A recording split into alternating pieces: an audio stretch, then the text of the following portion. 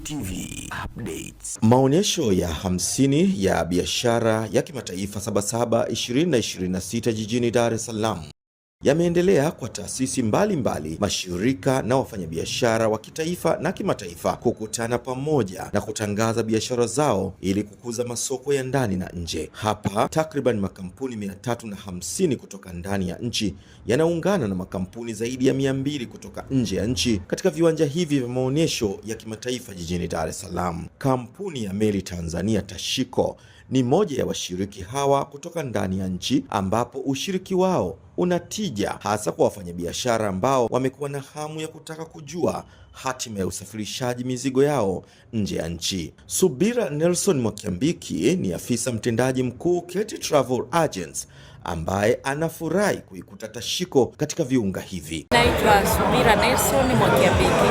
Mimi ni CEO wa kampuni ya Keti Travel Agents. Nimekuwa nikisafirisha mizigo nchi mbalimbali.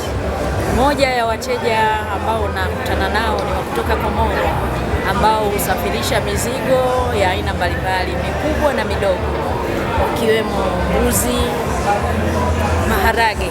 Sasa mteja anakuja ana mbuzi labda 500. Kusafirisha kwenye ndege ni changamoto kutokana na mazingira ambayo nayo. Sasa anahitaji huduma ya maji.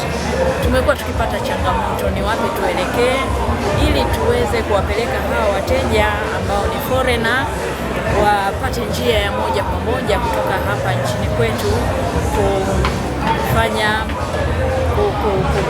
kupeleka hizo bidhaa ili waweze kusaidika kirahisi.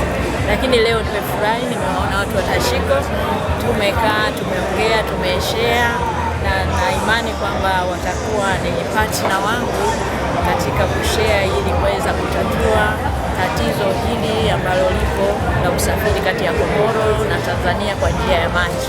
Tashiko wao wanasema nini kuhusu ushiriki wao hapa? Naitwa Eugenia Punjila, ni afisa masoko mkuu wa kampuni ya Meli Tanzania Tashiko. Tuko katika viwanja vya Sabasaba katika maonyesho ya kimataifa ya Sabasaba, na tunapatikana nyuma ya jengo la TPA na karibu na maliasili.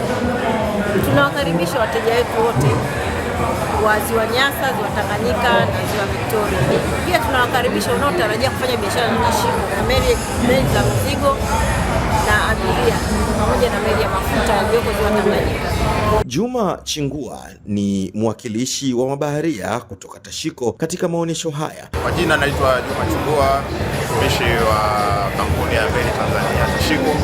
Tuko hapa kwenye maonyesho ya biashara ya kimataifa Sabasaba Dar es Salaam.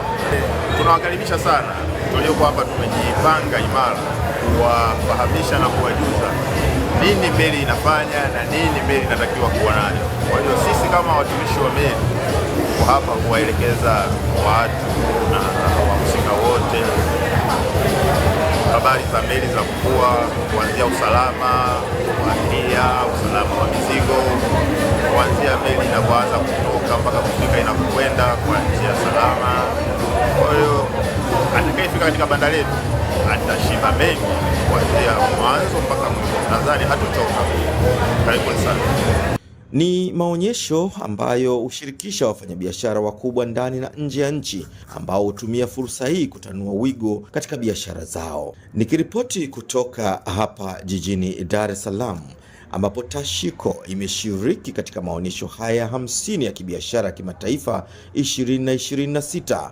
Mimi ni Edmond Rutajama na hii ni Meli TV ya kampuni ya Meli Tanzania Tashiko.